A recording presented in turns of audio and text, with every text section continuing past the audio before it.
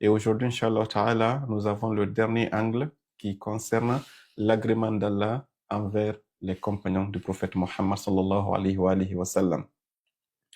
Allah les a-t-il agréés? Si oui, que veut dire cet agrément pour les compagnons? Et cet agrément agit-il pour les actions passées ou agit-il pour le futur? L'agrément signifie-t-il qu'ils sont complètement immunisés jusqu'à la fin du monde et qu'ils sont complètement garantis pour le paradis? Et l'agrément a ciblé qui parmi les compagnons? L'agrément concernait-il tous les compagnons ou une petite partie des compagnons? Voilà un peu aujourd'hui le thème qu'on va essayer d'aborder. Au tout début, je vais me consacrer principalement sur le Coran d'abord, avant d'aller dans les hadiths, Inch'Allah Ta'ala. Et les hadiths seront complètement sunnites aujourd'hui, parce que comme je l'ai dit, chez les chiites, on n'a pas de problème. Ce sont les sunnites qui sont en train de diviniser les sahaba, comme le Cheikh Abdallah l'a dit.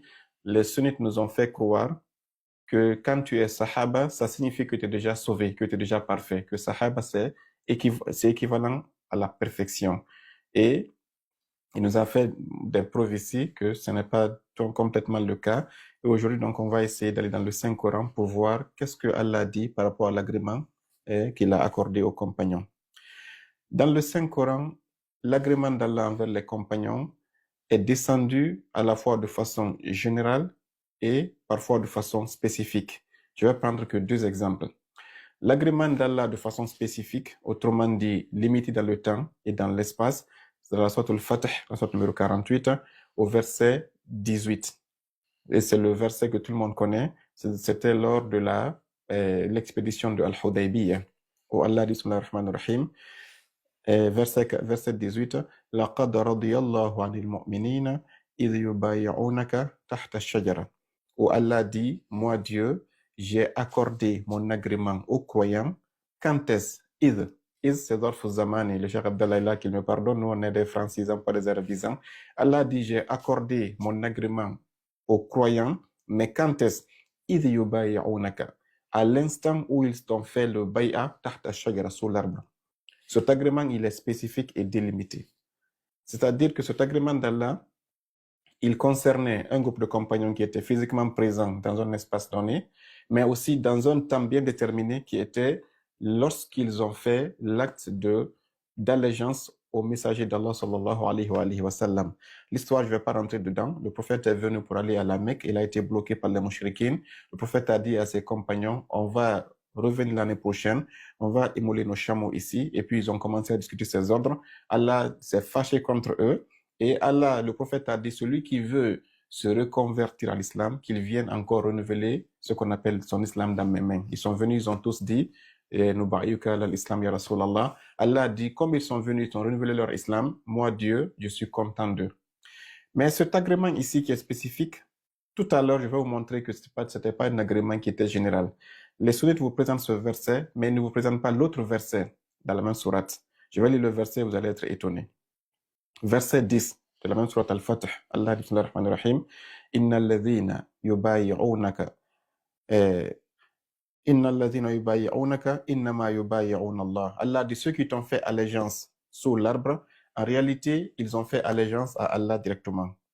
Ils ont posé la main dans ta main, ô Muhammad, mais en réalité, l'engagement qu'ils ont pris devant toi sous l'arbre, c'est envers Allah qu'ils ont pris cet engagement. Qu'est-ce que Allah dit? Il dit, Yadullahi fawqa aydihim. C'est comme si Dieu les surveille. Mais c'est pas ça que le plus important. Le plus important, c'est le suivant. Allah fixe une condition. Et cette condition, personne ne vous l'a dit. Allah dit, faman nakatha, fa innama yankuthu ala nafsihi. Celui qui va violer cet engagement-là, il n'a fait de tort qu'à lui-même. Ça, c'est un. Quant à celui qui va rester constant dans son engagement, rester fidèle dans son comportement, alors Allah lui donnera une récompense énorme. Ça, c'est d'abord la première partie. L'agrément que les compagnons ont eu sous l'arbre était un agrément qui a été soumis à des conditions. Et ça, personne ne vous le dit parce qu'ils ne veulent pas briser l'image parfaite qu'on vous a donnée. Allah dit, c'est vrai, verset 18, لَقَدْ رَضِيَ اللَّهُ عَنِ الْمُؤْمِنِينَ. Moi, Dieu, j'ai accordé mon agrément aux croyants إِذْ يُبَايِعُونَكَ تَحْتَ الشَّجَرَةِ, lorsqu'ils t'ont fait bailler sous l'arbre. Mais Allah va plus loin dans l'autre verset, il dit Innal ladhina yubayyi'unaka innama yubayyi'una Allah. Ceux qui t'ont fait allégeance, ils ont fait allégeance à Allah. Autrement, l'engagement qu'ils ont pris devant toi, Mohammed, c'est envers Allah. Maintenant, cet engagement-là, faman nakatha, celui qui va violer cet engagement, l'agrément d'Allah est coupé envers cette personne-là. Waman awfa, quant à celui qui va faire al-wafa, honorer son engagement, rester loyal et fidèle, fasayu'ti ajran azima, c'est celui-là qui aura la récompense. Ça, c'est une forme de statut, de jugement clair qui vient d'Allah, qui tranche pour dire que si moi, Dieu, je te donne à toi qui me suis mon agrément, cet agrément est là pour une action que tu as faite. Ils ont fait le bay'a qui est dans le passé. Allah a été satisfait de cette bay'a. Il a dit jusqu'ici, votre action, je l'ai agréée. Mais cette bay'a que vous avez faite actuellement là, si vous maintenez votre engagement jusqu'à votre mort, alors mon agrément va bosser jusqu'à votre mort. Mais verset 10, celui qui va violer son engagement, alors mon agrément va se couper envers lui. Il faut que vous compreniez très bien ça. Autrement dit, l'agrément d'Allah est conditionné par le fait de rester toujours sur la loyauté et la fidélité. Ça, c'était la première partie de ce qu'on appelle ici le sulh de Hudaybiyah. Maintenant, ceux qui ont suivi le live précédent, je vais vous demander une question. Est-ce que les compagnons sont restés dans leur bay'a? Est-ce que l'engagement qu'ils ont fait devant Allah et son messager sur l'arbre, ont-ils respecté cet engagement ou pas? Je vous ramène au live précédent. Et vous savez que dans Bukhari et Muslim, il y a eu des compagnons qui ont eux-mêmes reconnu que quand le prophète est parti, Ahdathna, ils ont créé des choses, ils ont falsifié la religion, ils ont apostasié. Ça, on a lu ça. Je vous ramène les références de Bukhari et Muslim dans le live précédent. Ça, c'était le premier point à signaler. Le deuxième point, et le deuxième verset que les compagnons, les sunnites nous présentent souvent, c'est dans la sourate At-Tawbah, le verset 100. On va essayer de l'ouvrir. Le verset 100, Allah dit Rahman Rahim, وَالسَّابِقُونَ الْأَوَّلُونَ مِنَ الْمُهَاجِرِينَ وَالْأَنصَارِ وَالَّذِينَ اتَّبَعُوهُم بِإِحْسَانٍ رَضِيَ اللَّهُ عَنْهُمْ وَرَضُوا عَنْهُ. Il dit les prédécesseurs, ceux qui ont été as-sabiqun. Même le terme as-sabiqun a été une manipulation. Quand tu demandes à Allah subhanahu wa ta'ala dans le Saint-Coran, c'est quoi as-sabiqun? La réponse de la sourate Al-Mu'minun au verset 61. Pour ceux qui veulent aller faire des recherches approfondies, les sabiqun, ce n'est pas une forme d'être les premiers sur le plan du temps. C'est être premier dans le classement d'Allah. Il faut que nous comprenions très bien ça. C'est-à-dire que ça, c'est une parenthèse que je ne vais pas ouvrir aujourd'hui pour ne pas dévier un peu du thème principal. Mais quand Allah dit « Fastabiqul khayrat », concurrencez-vous pour faire le bien, c'est par rapport au bienfait. Quand nous sommes deux ici, nous sommes en train de faire des actions bénéfiques. Si tu fais plus de bien que moi, sabaqtani, tu m'as dévancé. C'est-à-dire le fait de dévancer ici à Sabiqun al-Awwalun ne veut pas dire ceux qui ont été les premiers à se convertir à l'islam sur le plan historique, non. C'est-à-dire que ce sont les gens qui ont fait beaucoup plus de bienfaits, qui ont beaucoup plus agi, qui ont beaucoup fait de bonnes œuvres et ils ont dépassé les autres dans les bonnes œuvres. C'est de cela qu'Allah parle ici. Mais ça, c'était voilà la vraie explication. Même si on descend Jadalan, on dit aux compagnons, on dit aux sunnites, Dieu parle ici des premiers compagnons. On va vous dire ici que Dieu dit dans le verset 100 que les premiers parmi les compagnons et qui ont émigré, parmi les immigrants et les ansars, radiyallahu anhum, Allah les a agréés. Mais ici, ce qu'il faut savoir, c'est que les sunnites, ils se limitent ici. Ils ne lisent pas les versets suivants. Alors que Allah, dans cette partie, sur Tawbah, verset 100 jusqu'au verset 110, Allah a classé les compagnons en 3 catégories. C'est ce que les sunnites vous cachent ici. C'est vrai qu'une partie a été agréée, même si on a vu précédemment que l'agrément d'Allah est conditionné. Disons qu'une partie a été agréée ici, mais ce n'est pas tout. Au verset 101, qu'est-ce que Allah a dit? Verset 102, 103 jusqu'au verset 110, ils ne vous disent pas cela. Et pour être plus concret ici, Allah a classé les compagnons en 3 catégories. La première catégorie, Allah dans le verset 100 dit que les premiers ont été agréés. Mais qui était le deuxième groupe? Allah dans le verset 101 dit Allah dit un deuxième groupe est là, ce sont des hypocrites. Parmi aux alentours de Médine, les villages qui sont aux alentours de Médine. Quelqu'un peut dire, ah, donc ce n'est pas ceux qui étaient dans la ville. Allah va plus loin, il dit non. Même parmi les gens de Médine, il y a des gens qui se sont complètement noyés dans l'hypocrisie. Autrement dit ici, Allah même va plus loin jusqu'à dire que la ta'lamuhum. Muhammad, tu ne les connais pas tous. Nahnu na'lamuhum. Surtout Tawbah, verset 101. Muhammad, tu ne connais pas tous les hypocrites qui t'entourent. Il y en a qui sont tellement collés à toi, il te montre un visage qui est souriant, habillé en blanc, priant avec toi, jeûnant avec toi, allant au djihad avec toi, mais dans leur cœur, ce sont des hypocrites. Allah dit, la ta'lamuhum, tu ne les connais pas tous, toi, Muhammad, nahnu na'lamu, moi, Dieu, je les connais. Et il dit, je vais te les informer après, ça nous adhibu maratayn. Nous allons les châtier à 2 reprises. Donc ici, comprenez très bien la logique que nous sommes en train de suivre ici. Ici, Allah a dit qu'il y a un groupe de compagnons qui a été agréé. Ça, c'était les premiers. Deuxièmement, il dit qu'il y a un groupe qu'on appelle les munafiqun, qui sont à la fois autour de Médine, mais aussi à l'intérieur de Médine. Autrement dit, leur ampleur était tellement grande. Imagine, ok, un président qui est entouré par ses protocoles, son cabinet, ses ministres, ses gouverneurs, l'armée. Allah lui dit, même parmi les plus proches que tu as, il y a des hypocrites, mais tu ne les connais pas tous. OK? Ça, c'est très important pour dire qu'ils avaient tellement plus d'ampleur qu'ils étaient infiltrés au plus haut sommet avec le prophète Mohammed sallallahu alayhi wa sallam. Ça, c'était le deuxième groupe. Troisième groupe, au verset 102, Allah dit wa akharuna i'tarafu bi dhunubihim khalatu amalan salihan wa il y a un autre groupe qui est là, ils ont reconnu leurs fautes, ils ont mélangé des bonnes œuvres avec des mauvaises œuvres. Verset 102. Autrement dit, ils sont 50-50. Ce sont des compagnons qui parfois sont hypocrites, parfois sont mu'min, c'est-à-dire qu'ils balancent entre les deux. Le premier groupe, c'est complètement les croyants.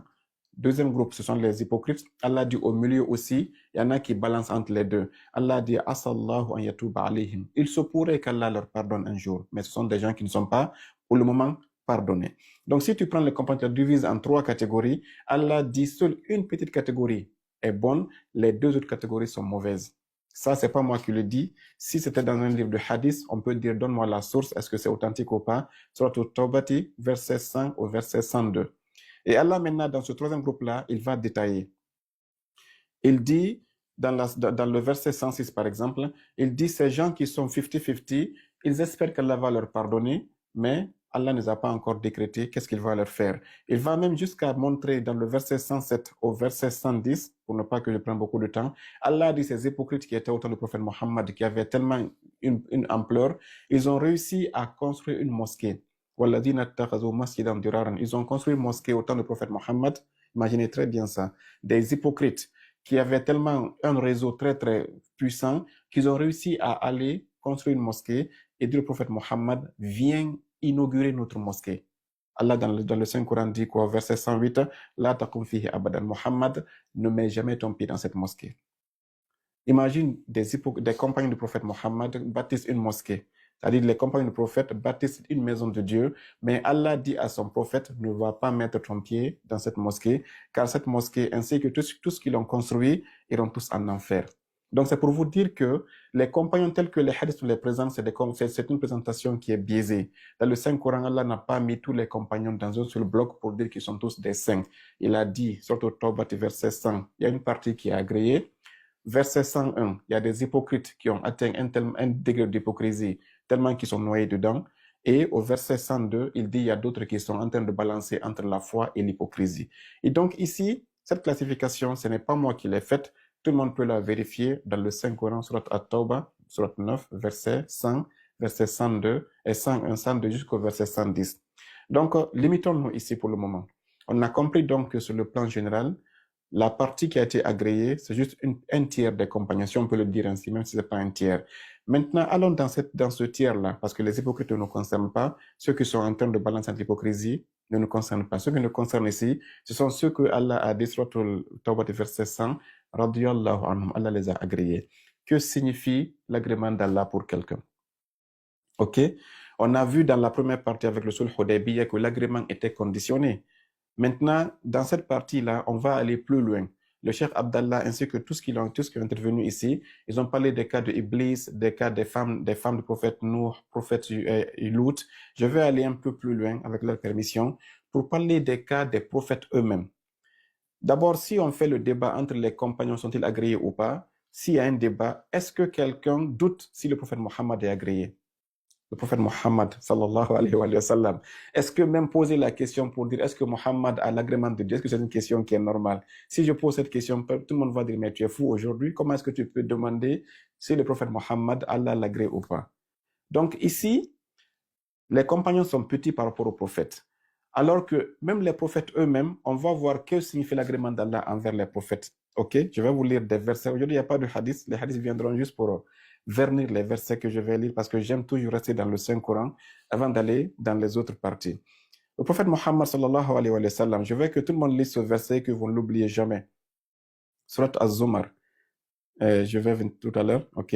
Surat Az-Zumar, verset 13. Ça, c'est le premier verset. Surat Al-An'am, verset 15. Je répète les deux références qui coupent le débat avec l'agrément des compagnons. La surat Al-An'am, surat numéro 6, verset 15, et la surat 39, surat Az-Zumar, verset 13. Le prophète sallallahu alayhi wa sallam, Allah lui dit, Ya Muhammad, qul, un ordre vient d'Allah. Le verset, il est clair. Muhammad dit à ton peuple, dis à tes compagnons, dis à toute l'humanité, qul, ça c'est un ordre solennel d'Allah, inni, moi Muhammad, akhafu, j'ai peur. Le prophète a peur de quoi? Inna asaytu rabbi. Si moi Muhammad, je désobéis à Dieu, adhab yawmin azim. Je crains des châtiments d'un jour dangereux. Et ça, c'est le prophète Mohammed sallallahu alayhi wa sallam en personne qui dit que si je désobéis à Dieu, moi, Mohammed, je ne suis pas à l'abri du châtiment d'Allah. Donc, laissez les compagnons d'abord. Même le prophète Mohammed, il a été envoyé comme étant la manifestation de la miséricorde d'Allah pour tout le monde.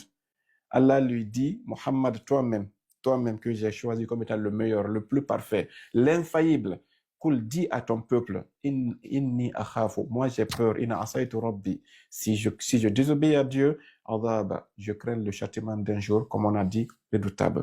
Et le verset est répété à 2 reprises. Surat Al-An'am, verset 15, Surat Al-Zumar, verset 13. Pourquoi Dieu dit au prophète de nous dire ça?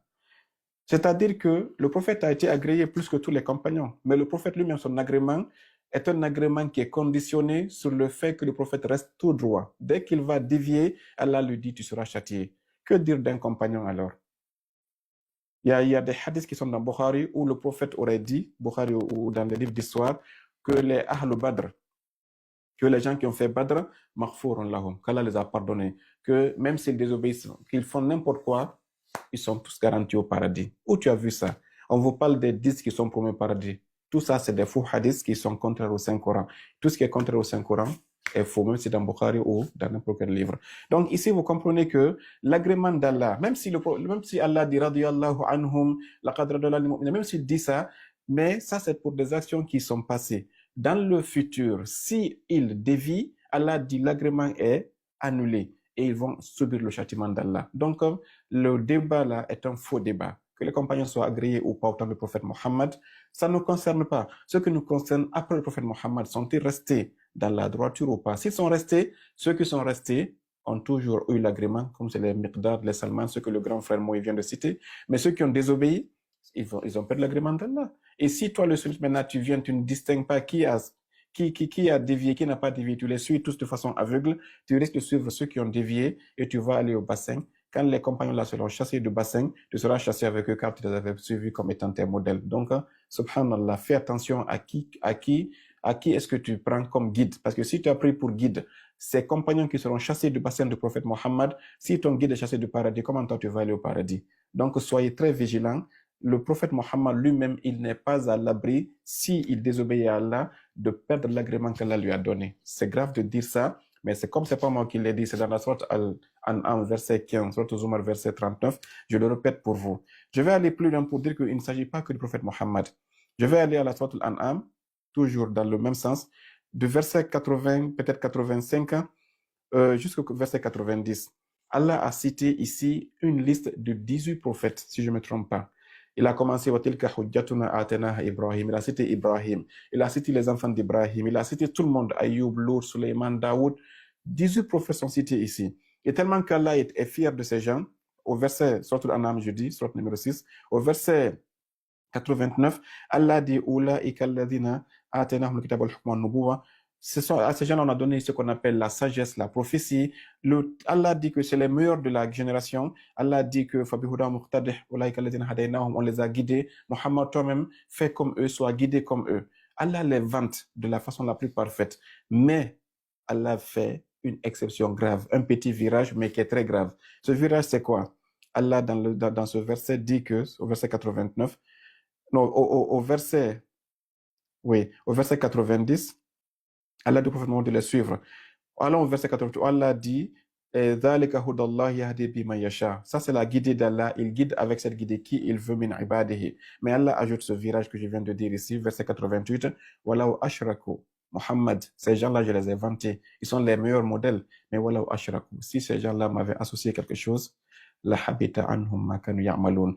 Tout ce qu'ils avaient fait aurait été vain. J'aurais effacé. Al-ihbat, c'est rendre ça comme étant nul et sans aucun effet. Donc le prophète Ibrahim, il est là. Moussa est là, Isa est là, Daoud est là, Zakaria est là, surtout dans le verset 80, 2, 3, 4 jusqu'à 90. Allah dit au prophète Mohammed, c'est les meilleurs que j'ai créés avec toi. Mais si ces gens-là me désobéissent, surtout par le shirk, j'efface. Al-ihbat, ça veut dire quoi? C'est que tu avais déjà quelque chose, mais Allah retire ça de toi. C'est-à-dire que tout ce qu'ils ont fait comme adoration, tout ce qu'ils ont fait comme da'wah, Noé a fait 950 ans d'adoration. Allah dit, si Nuh m'avait désobéi, j'efface 950 ans et je jette Nuh en enfer. Que dit Abou Bakr et d'Oumar alors? Si même Noé n'est pas protégé, même même Ibrahim n'est pas protégé, alayhi salam, même le prophète Mohammed a dit, Inni akhafu in asaytu rabbi. Si je désobéis à Dieu, moi, Mohammed, je ne suis pas à l'abri. L'agrément d'Allah me sera retiré. Pourquoi vous allez dire que les compagnons ont un agrément éternel? D'où est-ce que vous avez tiré ça, s'il vous plaît? Ça n'a aucun fondement, ni coranique, ni logique. Donc, ça, c'était un exemple. Surat Zumar, verset 65, que le frère Kassa avait lu tout à l'heure là. وَلَقَدْ أُوحِيَ إِلَيْكَ, ô Muhammad, il t'a été révélé à toi, وَإِلَى الَّذِينَ مِنْ قَبْلِكَ, ainsi qu'à ceux qui t'ont précédé comme prophète, لَإِنْ أَشْرَكْتَ, ô Muhammad, si toi, tu fais du shirk envers moi, Allah, لَيَحْبِتَنَّ عَمَلُكَ, toutes tes actions seront effacées. وَلَا تَكُونَنَّ مِنَ الْخَاسِرِينَ, et tu seras parmi les pires des perdants. Surat Zumar, verset 65. Et donc ici, même le prophète Mohammed, Allah l'index, il dit, Laïn ashrakta Mohammed, si tu déconnes, je te mets en enfer. Pourquoi les compagnons, eux, quand ils vont déconner, ils vont rester toujours sur radiallahu anhum? Ça, c'est quel deux poids, deux mesures? Ça veut dire que cette logique de Hadrat al-Sahaba, elle est vaine et elle n'a aucun fondement, en tout cas sur le plan coranique. Combien de versets le prophète a été, surat Al-Haqqa, verset 73, 74, 75, Allah dit, je ne vais pas tout lire ici. Les gens sont venus pour le prophète Mohammed, sont un peu fait un compromis avec nous. Allah dit, Mohammed, si tu suis la passion de ces mouchriquines, en étant un peu complaisant avec eux, on t'aurait châtié 2 fois dans ce bas monde et 2 fois aussi après ta mort. Ça, c'est le prophète Mohammed. Alors qu'il est l'incarnation de la miséricorde d'Allah, mais Allah le menace que si tu désobéis, tu perds l'agrément que je t'ai donné. Donc, c'est un faux débat, un grand faux débat, un vrai faux débat du moins, pour dire que les compagnons sont agréés, donc ils sont intouchables, ils sont garantis. Aucune personne n'a la garantie quant à son futur. Si tu fais des actions dans ton passé, ces actions-là ont plu à Allah, Allah te donne un diplôme pour dire que ce que tu as fait hier, ce que tu as fait avant-hier, je suis content de toi. Mais à partir d'aujourd'hui, si tu respectes la même voie, tu as mon agrément. Si tu laisses la voie, tu perds mon agrément. Les chers ont donné l'exemple d'Iblis et l'exemple de beaucoup d'autres femmes des compagnons. Donc voilà un peu ce qu'on pouvait dire pour ne pas tout monopoliser la parole. Je vais me résumer de façon très simple. L'agrément d'Allah ne concerne pas tous les compagnons d'abord. Dans la sourate Tawbah, du verset 100 au verset 110, Allah les a catégorisés en 3 parties. As-sabiqun al-awwalun, wal-munafiqun, wal-akharun allazina khalatu min salihan wa akhara sayya. Il y a ceux qui sont parmi les meilleurs, Allah les a agréés. Il y a ceux qui sont les hypocrites, qui seront fidèles, qui seront dans les gratins de l'enfer. Et il y a ceux qui sont en train de mélanger bonne action et mauvaise action. Donc Allah dit, ces gens-là, il va réfléchir s'il va les sanctionner ou pas. Mais si on enlève ceux qui ont mélangé bon et mauvais, ceux qui sont hypocrites, on prend uniquement les meilleurs. Même ces meilleurs-là, Allah dit qu'il n'y a pas de garantie parce que les prophètes sont meilleurs que ces meilleurs-là. Même ces gens-là, Allah dit que vous avez l'agrément tant que vous respectez les conditions de l'agrément. Si vous déraillez, si vous déviez, alors il n'y a plus d'agrément. Maintenant, la question de la conclusion, c'est quoi ici? Est-ce que les compagnons ont déraillé ou pas après le prophète Mohammed sallallahu alayhi wa sallam? Je vais essayer de donner juste un hadith ici parce que les versets sont déjà finis et je vais conclure par ici. Je vais donner un exemple d'un compagnon et d'une femme du prophète Mohammed. Un exemple de compagnon, un exemple de femme du prophète Mohammed sallallahu alayhi wa sallam. Et donc ici, l'exemple des compagnons, je vais commencer par qui? Le hadith est dans Sahih Al-Bukhari, hadith numéro 4170. Bukhari, 4170. Et Muslim, hadith 110. Laqitul Barra ibn Azib, un des tabi'in, ça dans le livre passé on l'a déjà dit, mais c'est pour ceux qui viennent d'arriver. Un des tabi'in a dit, j'ai rencontré un compagnon qui s'appelle Al-Barra ibn Azib. Fakultu, Touba laka. Quand j'ai vu ce compagnon, j'ai dit vraiment, toi tu es béni. Touba laka, c'est une grande bénédiction. Laqad sahibta Rasulillah sallallahu sahibta nabiyya.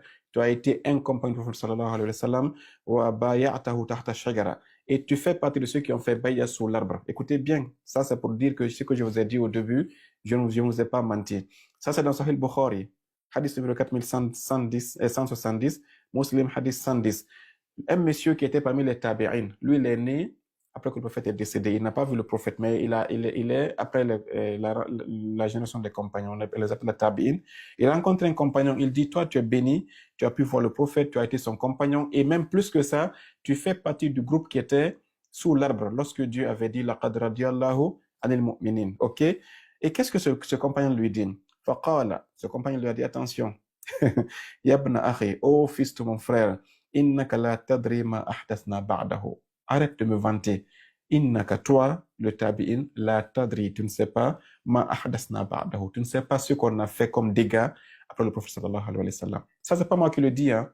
Toi qui es al-Shahidin ou bien al-Matroudi, al-Ash'arit, va vérifier dans Bukhari, numéro 4170, Muslim 110. Un compagnon dit ici, il faisait partie de ceux qui étaient sous l'arbre, il savait qu'il avait l'agrément d'Allah, mais là il a peur, il dit, toi qui es en train de me commenter, de me vanter, arrête, tu ne sais pas ce que nous on a fait après le prophète sallallahu alayhi wa sallam. Qu'est-ce que les compagnons ont fait de grave pour avoir peur, pour avoir même peur de dire qu'ils sont sur la bonne voie. Ça c'était un compagnon. Allons voir Aïcha, la femme du prophète sallallahu alayhi wa sallam aussi. C'est dans Bukhari, ok. Ok, lui c'est dans Musnad al-Sahihayn. Qu'est-ce qu'il dit ici? C'est le hadith tome 4, verset, page 17. Mais il dit quoi? Il dit هذا حديث على شرط البخاري ومسلم. C'est un hadith qui est sahih.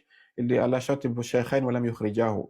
Il a la même authenticité que les hadiths muslim et Bukhari, mais eux ils ne l'ont pas cité. Et ça c'est dans le hadith numéro 6717 de Al-Hakim al-Naysabur dans son livre Mustadrak as-Sahihayn. Et il dit que ce hadith est authentique. Il a le même degré d'authenticité que Bukhari et Muslim. Ok? Qu'est-ce qu'il dit ici? C'est Aïcha qui parle. C'est pas moi qui dis ici. Aïcha dit, ok? فقالت إني أحدثت بعد رسول الله صلى الله عليه وسلم حدثا. Elle dit, moi, Aïcha, j'ai innové, j'ai fait des dégâts après le prophète sallallahu alayhi wa sallam et idfanouni ma'a azwajihi. Ne m'enterrez plus à côté du prophète Mohammed, mais enterrez-moi à côté de ses femmes dans le cimetière là-bas. Ça, c'était un long hadith que j'ai coupé. Toujours, elle disait, voici ma tombe, je réserve ma tombe ici après le prophète. C'est-à-dire celle qui aurait dû être enterrée à la place de Omar selon les sunnites. Mais qu'est-ce qu'elle dit quand elle est devenue très âgée et aveugle? Elle a eu peur. Elle a dit, les dégâts que j'ai causés après mon mari sont tellement graves que je ne veux plus que vous m'enterrez à côté de mon mari. Enterrez-moi avec les autres femmes du prophète sallallahu alayhi wa sallam. Ça, c'est pas moi qui l'ai dit. C'est dans Mustadrak as-Sahihayn, hadith numéro 67-17. Donc ici, nous voyons que l'agrément d'Allah est conditionné. Parmi les compagnons qui étaient présents sous l'arbre, il y en a un qui a regretté. Il a dit, ce qu'on a fait après le prophète Mohammed est tellement grave que l'agrément là maintenant, il n'est plus d'actualité. Aïcha qui est là, elle-même, elle dit, j'ai fait des choses qui sont graves. Et ce qui est dangereux ici, c'est que les mots utilisés, c'est toujours dans Bukhari Muslim. Le premier a dit, innaka la tadri ma ahdathna. Tu ne sais pas ce qu'on a fait. Retenez bien ce mot.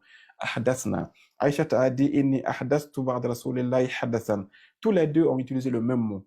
Alors que si vous allez dans Al-Bukhari, ce mot-là est la cause qui fera que les compagnons seront jetés en enfer. Le même mot-là, ahdathna. Regardez ici, hadith numéro Bukhari, hadith numéro 65-82, et Muslim, hadith numéro 23-04. Lorsque les compagnons seront chez le prophète Mohammed sallallahu alayhi wa sallam pour aller boire l'alcool, le prophète dit, quand je serai arrêté sur le bassin, des gens viendront pour venir boire. On a dit quiconque va boire de cette eau, il sera avec une vie éternelle, une jeunesse éternelle, ni soif, ni faim.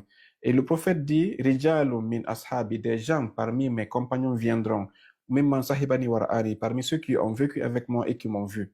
Ça veut dire que s'il n'y a pas de possibilité de dire que non, et le prophète parle des musulmans qui viendront à Akhir Zaman, le prophète est clair ici, Rijalun mimman sahibani, des hommes qui ont vécu avec moi, wara'ani, et qui m'ont vu.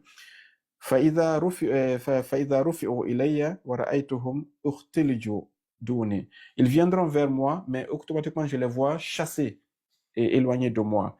فلا أقولن. Le prophète dit là, je vais crier Ashabi, Ashabi, oh Dieu, ce sont mes compagnons, où tu les amènes? Allah dira ila nar, vers le feu. فيقال إنك لا تدري ما أحدثوا بعدك. Le mot revient ici. Muhammad, ne sais-tu pas ce qu'ils ont fait après toi? Le mot qui mène les compagnons en enfer ici, أحدثوا بعدك, Bukhari 65-82, est le même mot que Al-Barra ibn Azib va dire dans Bukhari 41-70, إنك لا تدري ما أحدثنا, est le même mot que Aïcha va dire aussi إني أحدثت dans Musalik al-Sahihain 67-17. C'est dangereux. C'est-à-dire que le risque que le prophète avait dit à ses compagnons, après moi vous allez dévier, il y a un mea culpa ici à la fois des femmes du prophète et des compagnons pour dire qu'ils ont dévié.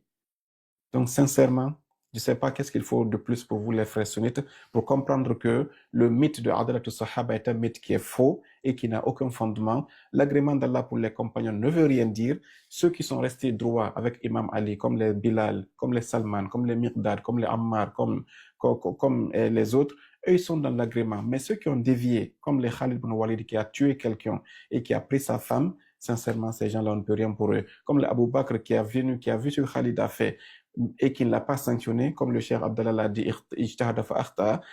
il a voulu faire du bien, il s'est trompé. Ces gens-là, sincèrement, on ne va pas juger quelqu'un ira en enfer, c'est Dieu qui sait, mais nous, on ne va pas le suivre. Voilà l'importance. Pourquoi cette question est posée? C'est de savoir qui faut-il suivre. Vas-tu suivre des gens qui ont tué d'autres, qui ont violé leurs femmes après? Astaghfirullah. Ou vas-tu suivre celui qu'Allah a purifié? Allah, le prophète a dit que lui, il a ma science, il est purifié comme moi et il a tout ce que j'ai et il sera votre guide après moi. Qui vas-tu suivre? Nous, les chiites, on fait ce débat pas pour insulter quelqu'un, mais c'est pour voir qui est plus sécurisé pour nous, pour que quand on le suivra à la fin du monde, on n'aura pas de problème. Car si tu suis ceux qui seront chassés du paradis, tu seras chassé avec eux. C'est ça ce point que j'ai à te dire, toi le frère musulman sunnite qui me suit, pour te laisser réfléchir, Inch'Allah ta'ala. Wassalamu alaikum wa rahmatullahi ta'ala wa barakatuhu. J'ai deux objections ici à poser aux chiours qui sont là avant de laisser passer je vais descendre, comme ça il y aura une place. Non, vous répondez. Laissez-moi descendre, comme ça les gens vont... Bon, voilà. Non, vous ne descendez pas, vous restez. Et la première objection qui est là, je vais la poser en tant que votre élève. Les wahhabites nous crachent au visage, tilka ummatun qad khalat. Les compagnons, ce sont des gens qui sont passés, laisse-les tranquilles, suis ton islam. Et laisse l'histoire dans le passé. Qu'est-ce qu'on répond à ces gens-là? Il pose ça aux deux chiours qui sont là. Tafadalo. تلك أمة قد خلت لها ما كسبت ولكم ما كسبتم ولا تسألون عما كانوا يعملون. Ça fait partir parmi les choses les plus RUDUCULE,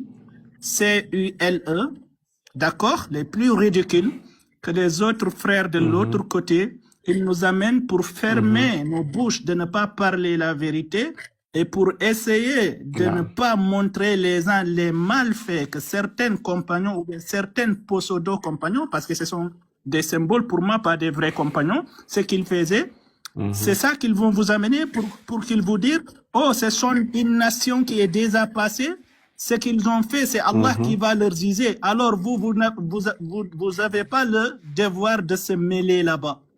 Alors, on va regarder aujourd'hui, cet verset parle avec qui? Et vous savez très bien, les Français disent, un texte sans contexte, c'est un prétexte. On va voir maintenant, c'est quoi le contexte de cet verset? Remontons un peu en haut.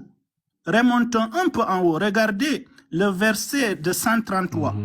Allah Azza wa Jal nous dit, Bismillahirrahmanirrahim, Am kuntum shuhada'a idh hadara Ya'qub al-mawtu. Est-ce que vous étiez présents lorsque Nabi Ya'qub, lorsque l'ange de la mort lui est venu? Idh qala li banihi, ce jour-là, Ya'qub avait dit à ses enfants, Youssouf et Binyamin, etc., Ma ta'buduna min ba'di. vous êtes en train d'adorer quoi après moi? Vous allez adorer quoi après moi? Qalou, ils l'ont dit, Yeah. Na'budu ilahaka, on va adorer ton Dieu, wa ilaha abaika, et le Dieu de tes grands-pères qui sont tes grands-pères? Ibrahim. C'est le prophète Ibrahim et qui? Wa Ismaïla. Et le prophète Ismaïl et qui? Wa Ishaqa. Et le prophète Ishaq. Ilahan wahida. Tous ces prophètes-là, ils ont un seul Dieu. Wa nahnu lahu muslimoun. Nous tous, on est soumis de ce Dieu-là. On va lui adorer. De ce fait, Allah nous a dit, Tilka ummatun qad khalat. Allah a parlé avec son prophète. Sachez que cette nation-là est déjà passée. Quelle est cette nation? La nation d'Ibrahim. Dieu nous a parlé dans le Saint-Coran, Inna Ibrahim kana ummatan wahida. Donc cette nation d'Ibrahim et Ismaïl et Ishaq, c'est passé. Les lois de cette nation, les charias de ces nations sont passées. C'est pas avec ces charias-là que je vais vous juger vous. Tilka ummatun, ces nations-là, Ibrahim, Ismaïl et Ishaq, qad khalat, c'est passé. Maintenant, notre nation, quand est-ce qu'elle va commencer? Elle commencera lorsque le prophète, sallallahu alayhi wa sallam, Allah azza wa jal, va lui envoyer. Lorsqu'il va lui envoyer, nous, cette nation-là, on va se mêler là-bas parce que ça nous concerne. Ça nous concerne lorsqu'Allah a dit Oma arsalnaka illa kaffatan linnas. Allah t'a envoyé pour tout le monde. Donc tous ceux qui vont être devant le prophète et tous ceux qui vont dire ils vont succéder le prophète, il faut que nous on veut savoir qui sont ces gens-là. Parce qu'ils font partie de notre nation. Mais les autres nations, Ibrahim, Ismaïl, Ishaq, Yaqub, on ne se mêle pas. Pourquoi? Parce que Dieu a déjà dit que ça ne nous concerne pas. Mais la nation du prophète Mohammed, ça nous concerne ou pas? Oui, bien sûr, ça nous concerne. Vous pouvez amener les autres versets si vous voulez, ou bien les autres hadiths. Il n'y a pas de souci, Inch'Allah. Barakallahu fikum. Merci au cher Abdallah par rapport à cela. Le verset qui est proposé ici, ce sont une communauté passée. Le cher Abdallah nous a démontré de façon très brillante que le verset est sorti de son contexte. Et comme on le dit, comme le cher l'a bien dit, voilà, je ne vais pas répéter ce qu'il a dit, c'était tellement beau que je ne veux pas. Une autre chose qui dit, chaque phrase qui est sortie de son contexte, tu peux le faire dire ce que tu veux. Donc, respecter le contexte as-siyaq hujja. Le contexte dans le Saint-Coran est une forme de preuve qu'il ne faut pas dénaturer. Sinon, vous tombez dans le piège. Vous modifiez le sens des versets selon ce qui vous arrange. L'histoire de ce qu'Allah parlait ici, c'était Yaqub et la famille, voilà, des prophètes qui ont précédé notre prophète. Une fois que nous, on est arrivé, c'est une autre loi qui s'applique. Et même ici, moi, j'aime toujours aller au-delà, même Jadalan. Si on dit que ce verset parlait, voilà, de notre communauté, nous disons que il faut distinguer deux choses ici. Une communauté qui est passée ne te concerne pas, c'est vrai. Ça, c'est par rapport à ce qu'ils ont fait, mais à la condition que ce qu'ils ont fait n'a pas d'impact sur ta religion. Si ce qu'ils ont fait a un impact sur ta religion, tu es obligé de chercher. Imaginez qu'aujourd'hui, toi qui es sunnite, toute ta religion, tout ce que tu fais, ton aqidah, tes ahkam, tes akhlaq, toutes les tafasir que tu as, tous les hadiths, Bukhari, Muslim, Tabari, tout le monde, tout vient des compagnons. Tout, sans exception. Donc, comment est-ce que les compagnons, leur vie ne va pas te concerner?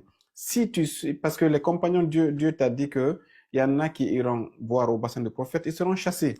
Si toi, maintenant, tu ne fais pas le filtre pour savoir ce qui t'ont fait passer ta religion-là, ceux qui t'ont dit de laver tes pieds, de croiser tes bras, de dire Amin, ces gens-là seront-ils chassés du bassin du paradis ou pas? Si tu suis le groupe qui sera chassé, astaghfirullah, tu seras aussi chassé, car si ton guide est chassé, tu vas dire Ya laytana.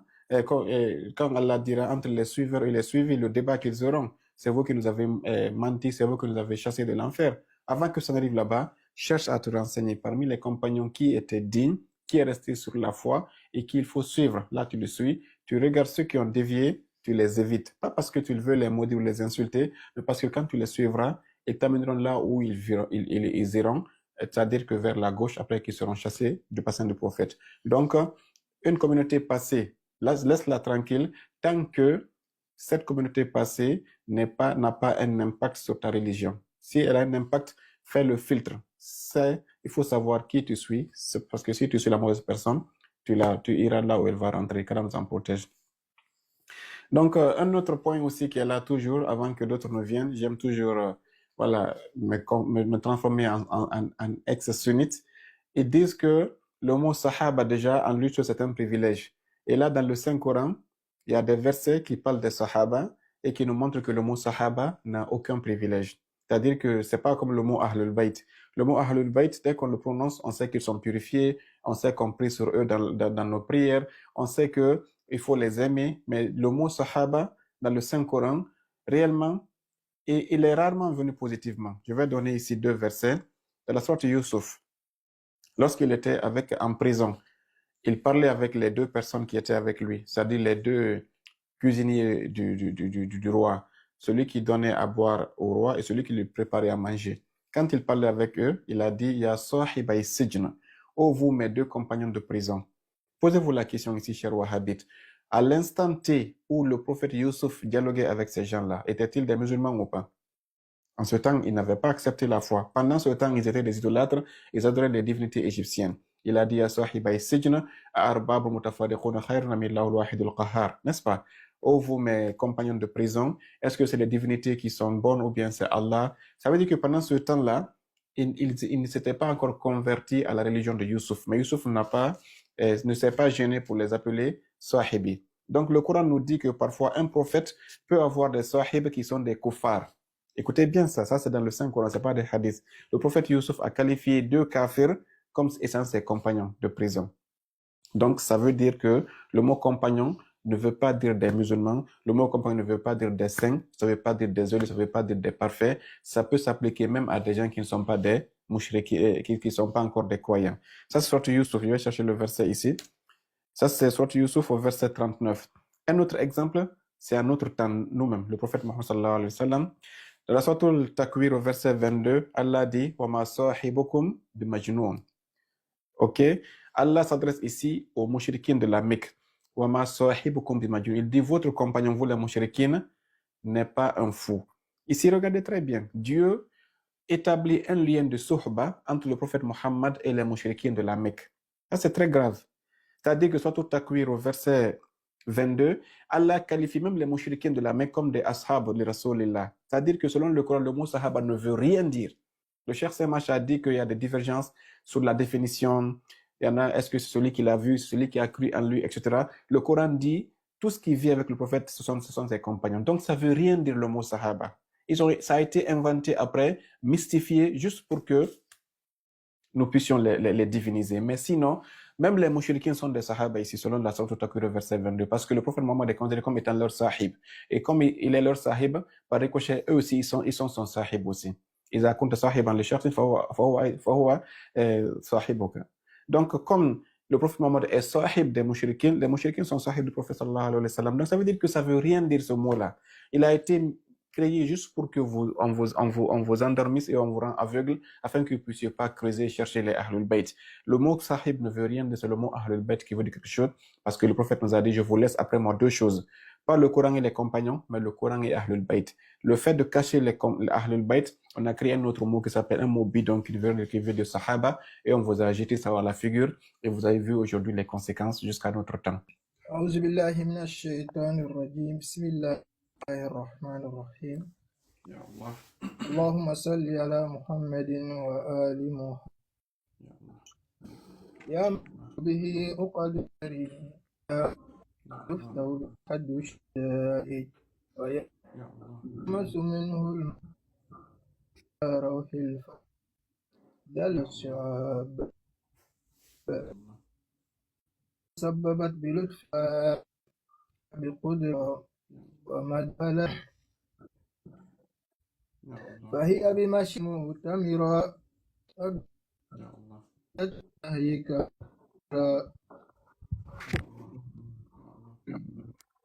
المدعو للمات منها إلا ينكشف منها إلا وقد نزل بيا ربي ما قد تكأدني ثقله وألم بما قد بهذني أهله قدرتك علي ولا مزدر لما أوردت وجهت ولا فاتحة أغلقت Ça bug un peu, non? Ya Allah.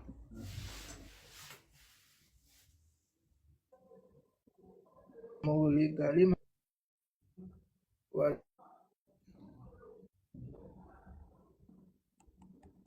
Ya Allah. Ya Allah.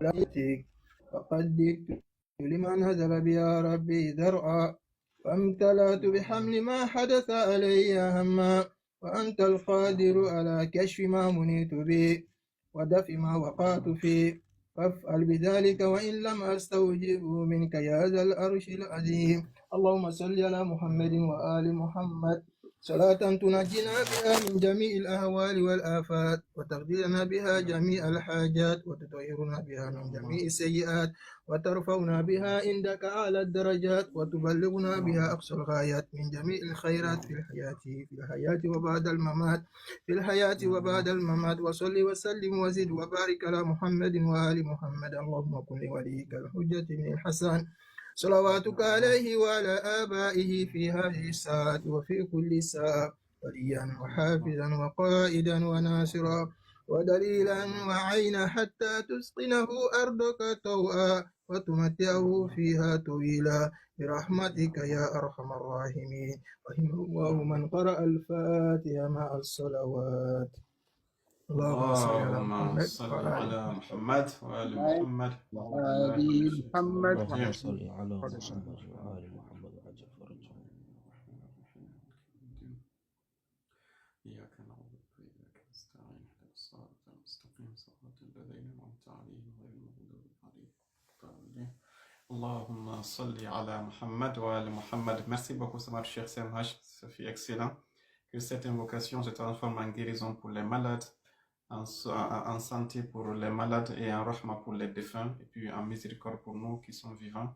Qu'Allah vous exauce toutes vos invocations et qu'il amène la paix dans votre cœur, dans votre famille, dans vos foyers. Ceux qui pleurent ici en souffrance et qui ne peuvent pas dire leurs soucis à quelqu'un, Allah le sait, qu'Allah vous décide de tous vos soucis et qu'Allah vous pardonne et qu'Allah nous accorde sa grâce et sa bénédiction ainsi qu'à tous nos parents.